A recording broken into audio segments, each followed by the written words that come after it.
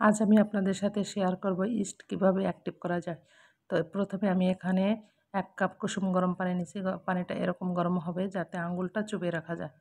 তো 1 কাপ পানি নিয়ে আমি 1 চামচ চিনি দিলাম। চিনিটা আমি খুব ভালো করে গুলে নেব।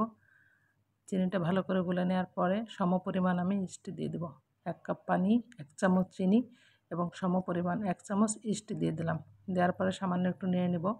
নেড়ে নেওয়ার পরে আমি ঠিক এইভাবে নেড়ে নিলাম। নিয়ে এখন আমি ঢেকে রেখে দেবো 3 থেকে 5 মিনিট। 5 মিনিট রাখা লাগে না, আমি 3 মিনিট পরে ফিরে আসছি।